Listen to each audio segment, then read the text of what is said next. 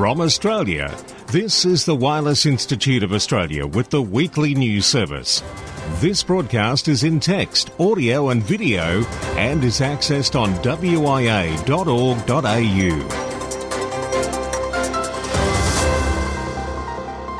Yes, indeed, and from VK1WIA, it is the news for November 22, 2020. This in our 25th year of non-stop news. And going back through some of the history books here, we see 1937 in a mention that we've come across relating to weekly broadcasts of information prepared by VK4 was a plea to restart the weekly news service which was on air in the VK4 area in the late 1920s. So we've been going quite some time. Now, in today's news, WIA Director Oscar VK3TX and the WIA MCOM Group. When is an intruder not an intruder? When it's operating legally in a portion of our bands where we are not primary users. A story by Jason, VK2LAW, is actually a lesson for all we VKers, particularly clubs, on the value of promoting our hobby. A new multi-transmitter distributed category has been added to all CQ Worldwide WPX contests to better accommodate operators who wish to compete as a team without all team members being in the same physical location. Felix VK4 FUQ has the detail. Lyndall VK4ZM with Santa Alert.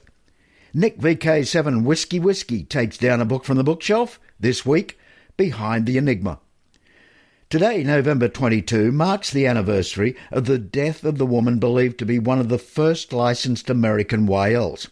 During Special Interest Group News, VK3FFF Bruce looks at the legacy of Genevieve Emerson. These stories and more in this edition of news from the Wireless Institute of Australia. This is VK1WIA. All points of contacts from today's news stories are to be found in print when you read the web editions. www.wia.org.au. So, when is an intruder not an intruder? As Hurricane Iota neared landfall in Central America this week, the Hurricane Watch Net was forced to suspend operations because of what manager Bobby Graves, KB5HAV, described as deafening interference from a foreign AM broadcast station that came out of nowhere. At the time, the net had shifted to its 40-metre frequency, 7.268 MHz, collecting real-time weather and damage reports via amateur radio. The eye wall of Iota was just barely offshore, Graves said. The net was able to collect and forward reports from various parts of Nicaragua and Honduras via WX4NHC throughout the day for relay to forecasters at the National Hurricane Center in Miami. Iota was the most powerful storm on record to make landfall this late in the hurricane season. Graves said the very strong AM signal on 7.265 MHz from his location was signal strength 9. He told the ARRL you could not hear anything but the broadcast station. The source of the signal was not clear, but he noted other foreign broadcast stations are to be heard from 7.265 to 7.3 MHz and splattering close by. Now, the 40-metre or 7 MHz band is an amateur radio frequency band spanning 7 to 7.3 MHz in ITU Region 2 and 7 to 7.2 MHz in Regions 1 and 3. It is allocated to radio amateurs worldwide on a primary basis. However, only 7 to 7.1 MHz is exclusively allocated to amateur radio worldwide. Shortwave broadcasters and land mobile users also have primary allocations in some countries, and amateur stations must share the band with these users. VK1WIA. This is Oscar VK3TX.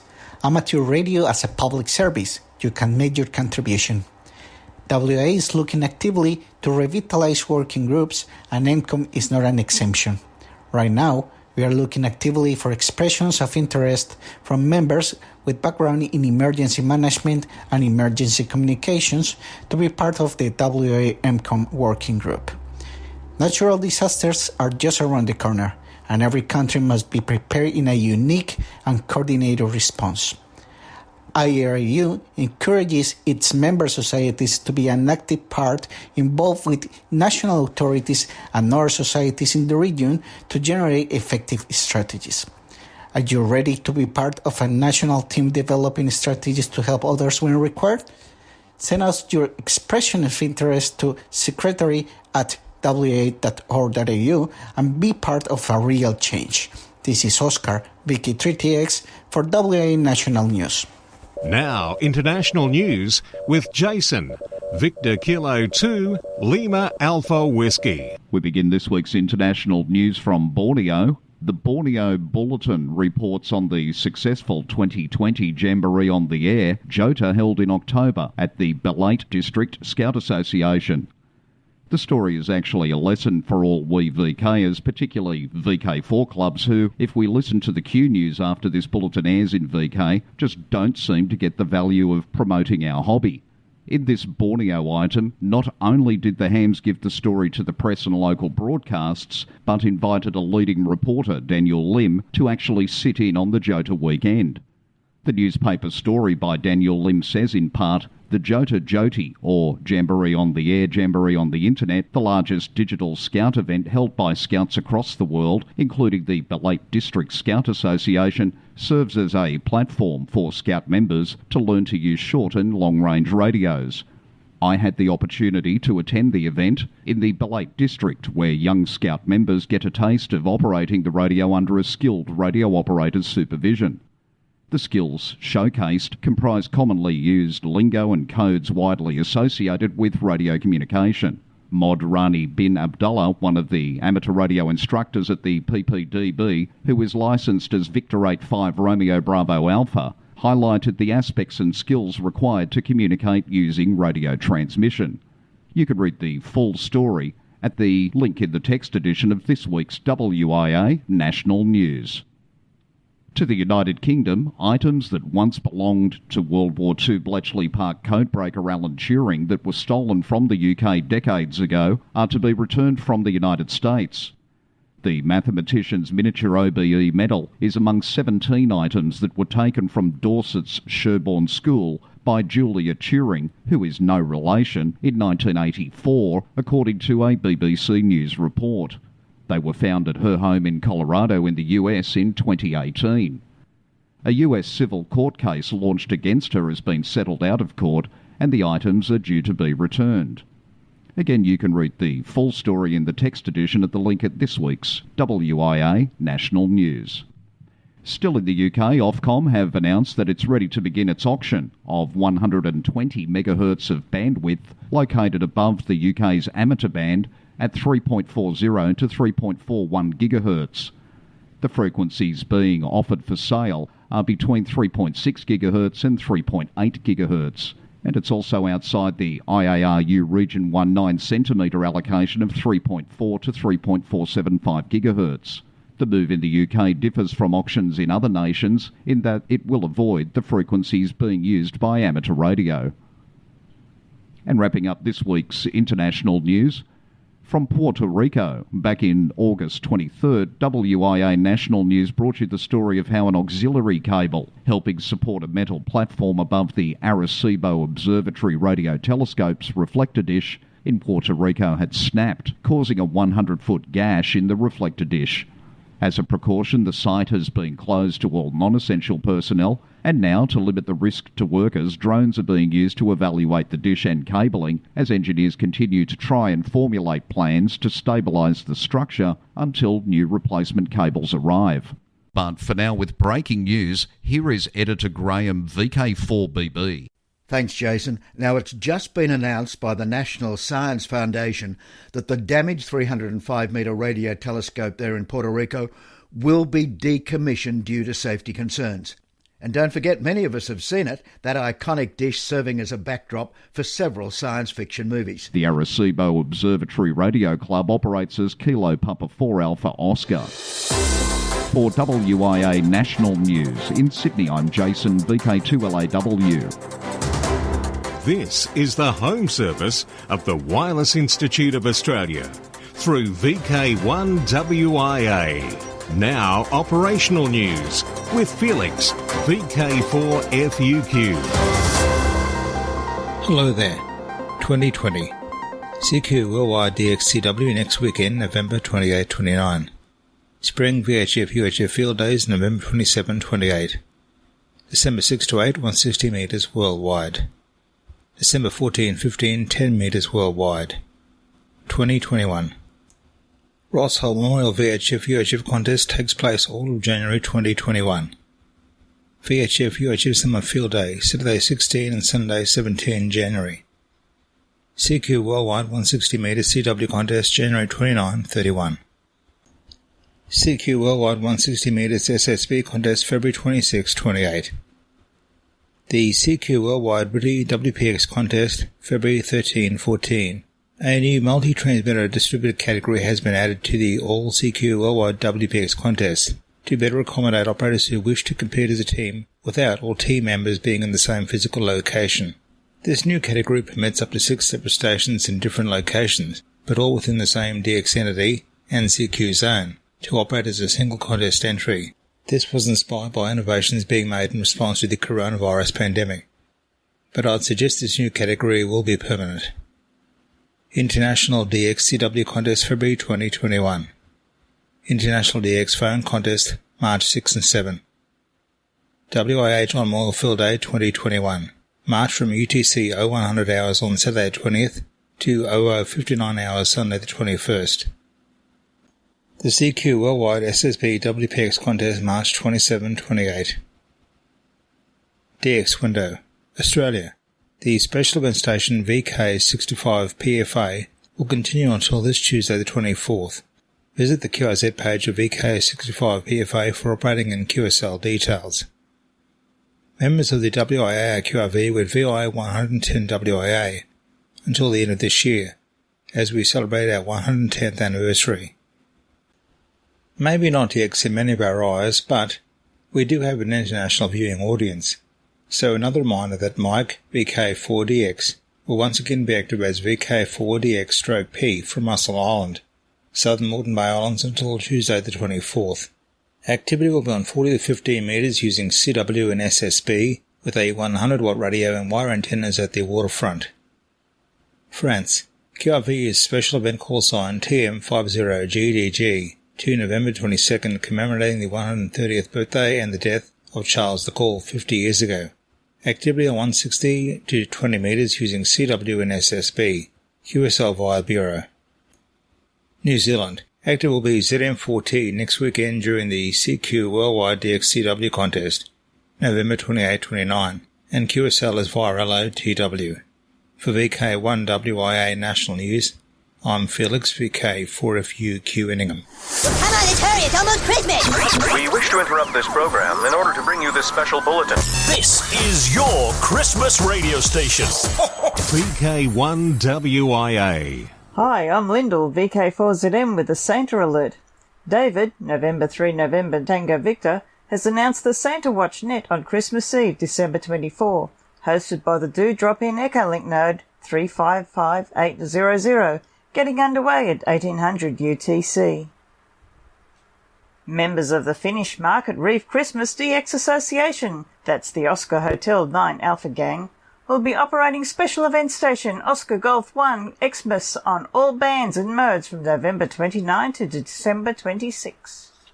3 special calls celebrate Christmas, but no QSL cards. Papa Alpha 20 Christmas, Papa Delta 20 Santa and Papa Delta 20 Elf will be operational during the Christmas holiday season. No cards, but an award for working 2 or more. Coronavirus has altered the way that communities are celebrating this Christmas, meaning Santa Claus may not be able to make in-person visits. One Longmount club, based in the USA, is giving Chris Kringle some airtime so that he can still hear from Boulder County's children in a safe, distanced way. The Longmount Amateur Radio Club will host On Air with Santa from 6 to 7 p.m. local time, December 1st to December 5th, encouraging licensed ham radio operators to give their children and grandchildren a chance to connect with Santa in a safe, distanced way. Viastan's Chuck Pock, president of the radio club, said this is the first time that the Longmount Amateur Radio Club has hosted the event. While the Longmount Amateur Radio Club wants to give children a chance to connect with Santa, members also hope to transmit an interest in the next generation of ham radio operators. For the 15th consecutive year, the 3916 Nets will present the Santa Net on 3.916 MHz. Good girls and boys can talk to Santa Claus, or outside the USA listen in via amateur radio nightly at 7:15 p.m. US Central. That's 0130 UTC. The SantaNet will run through till Christmas Eve, December 24.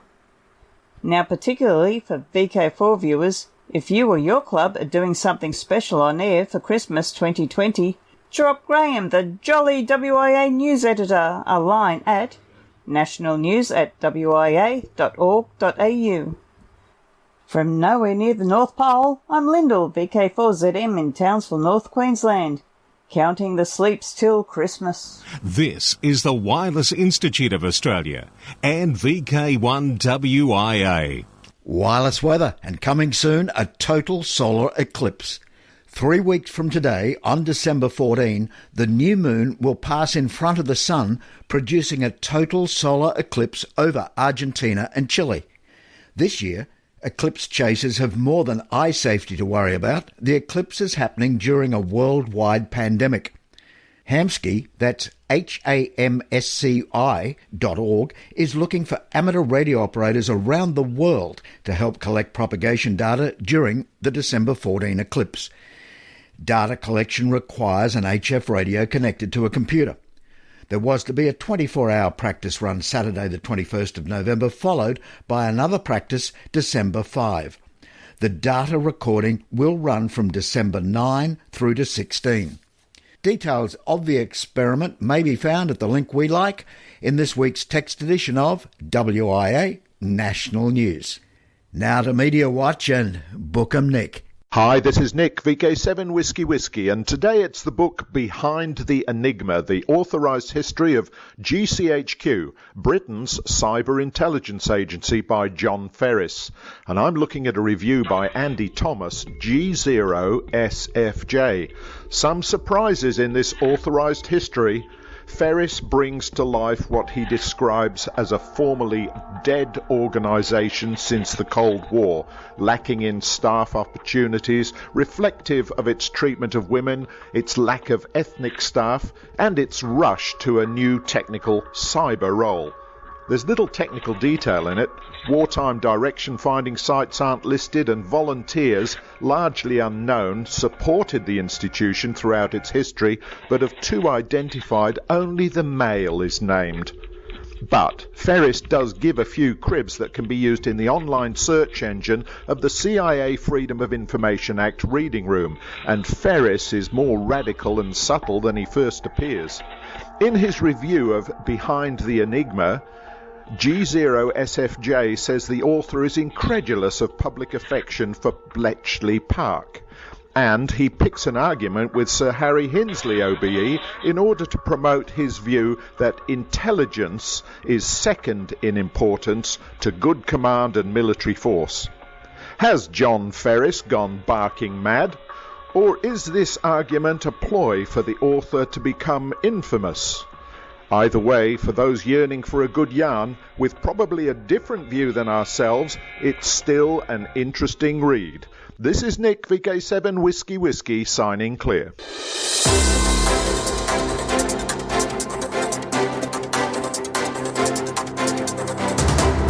This is the home service of the Wireless Institute of Australia through VK1WIA. Now, special interest group news with Bruce, VK3FFF. Hi, and let's start today with the special interest group Ballooning, the Pella Amateur Radio Club's Pella Exploring Near Space project has spanned the globe. According to Jim Emmert with the group, a sky tracker placed on a balloon has come back to Iowa after travelling over such exotic locations since November the 5th, Iowa, Atlantic Ocean, Morocco, Mediterranean Sea, Jordan, Afghanistan, South Korea, Japan, Pacific Ocean. Pella is near Knoxville. KRLS 92.1 Radio News says the radio club has been interacting with students at Jefferson Intermediate School and Pella Christian Grade School via virtual means this fall after many years of in-person interaction at science classes, and said the balloon launched for school students will be the first to span the entire globe. Worldwide special interest groups, females in radio. Linda, VK1WIA, the president of ALARA, has let us know herself, along with Shirley, VK5YL, and other ALARA ladies, are set to join us for the Sunday before Christmas edition of this, your WIA National News. Today, November 22nd, marks the anniversary of the death of the woman believed to be one of the first licensed American YLs.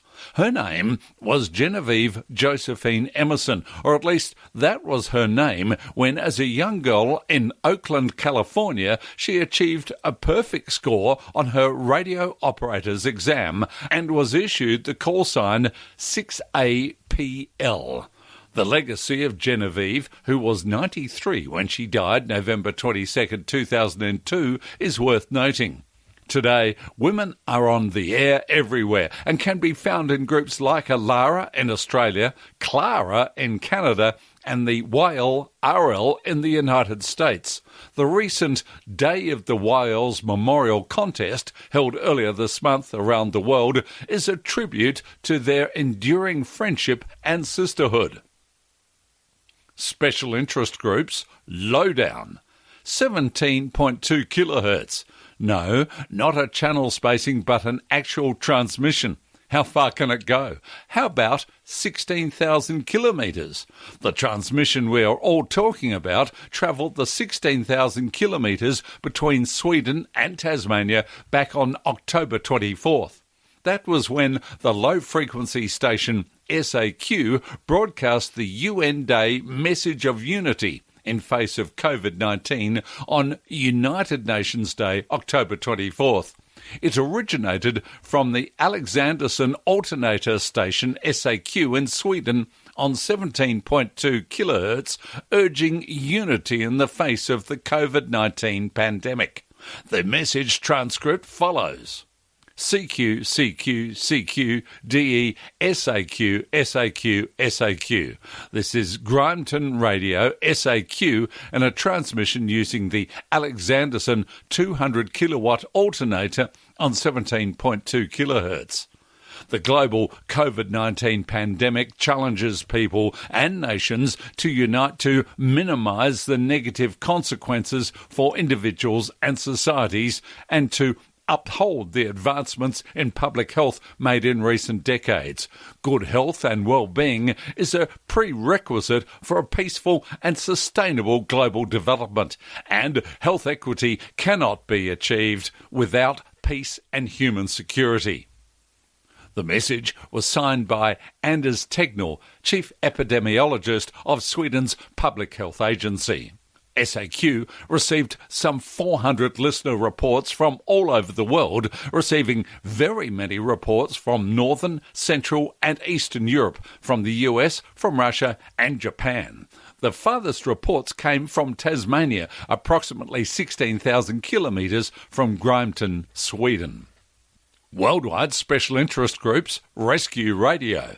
Our very active Queensland hams from the Townsville region will be at it again, that is, at their radios, helping to coordinate next year's Townsville to Magnetic Island swimming event. A tentative date of Saturday, July 24th is set for the swim. Volunteers and swimmers briefing from 1 p.m, and then the Sunday, the Maggie Island swim itself, with splash-off being at 7 a.m. from the Strand Park. Wyson operators in Queensland hold a net every Saturday from 2200 UTC on 14183 kHz and then on 7110 kHz from 2230 UTC. The net calls in regular stations and then invites new stations to call in. If conditions are poor on 7 MHz, net control might move to around 3600 kHz. Mix it with other WIA and ops and call in on the net. Special interest groups, VHF and above, the plumber's delight. 3,000 kilometre plus contact on 433 MHz from St Helena to South Africa.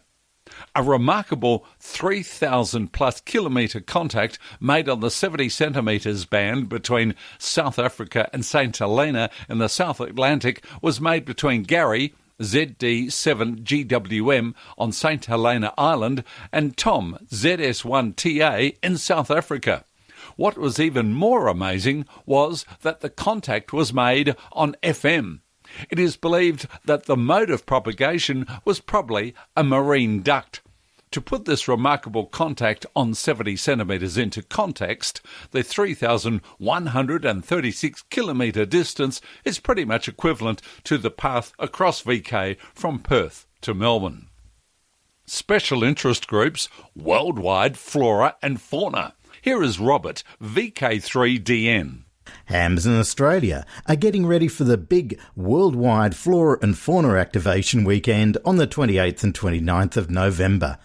They are registering their call signs and locations with Paul, VK5PAS, the National Coordinator. Paul is keeping track of amateurs who are involved so he can prepare a report at the conclusion of the event and send out activation participation certificates. The many sites include Cape Blanche Conservation Park, Mornington Peninsula National Park, Murray Sunset National Park and Echo Sugarloaf State Reserve. There are more than 680 national parks throughout Australia, so there's plenty to choose from.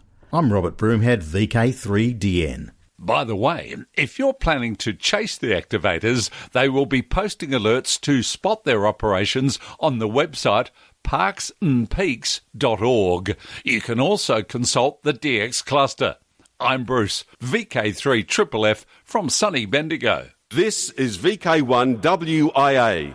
All points of contacts from today's news stories are to be found in print when you read the web editions. www.wia.org.au. Checking now the 2020 social scene. And if you're the secretary, the president, the promotions officer of any club in VK, well, if you are proud of your club, get us the information on any activity on the social scene and we'll get it on this, the very next edition of WIA National News. Now let's have a look at 2020, the remainder of 2020. VK4, 5 events, 3 from Townsville, 1 from Rocky and 1 from Ipswich. The Rockhampton Amateur Radio Club's annual dinner happens next Saturday, November 28. Also on November 28 is the Ipswich Radio Club's Christmas lunch and barbecue. The 4 from Townsville, the AGM, November 29, the TARC Christmas Party, Sunday the 13th of December, and the TARC Christmas Lights Tour, Friday, December 18. In 2021, VK4, the TARC Australia Day Long Week Family Radio Camp, Thursday afternoon the 21st to Tuesday afternoon the 26th of January. VK2, it's Wyong Field Day, February 28.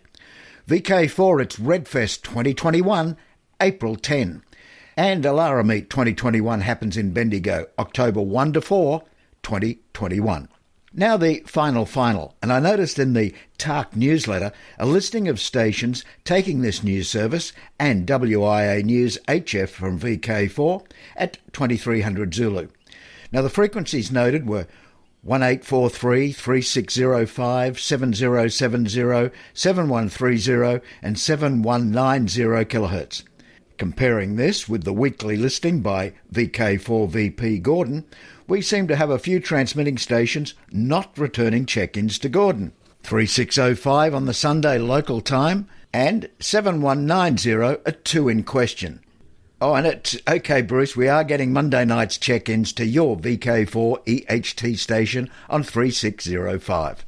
So again, the 2 in question, if you're transmitting on 7190 or 3605 on a Sunday morning, get the details to Gordon, VK4VP, or even drop us a note here, nationalnews@wia.org.au.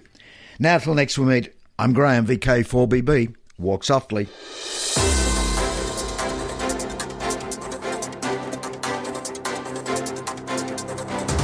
From Australia, this has been the Wireless Institute of Australia with the weekly news service.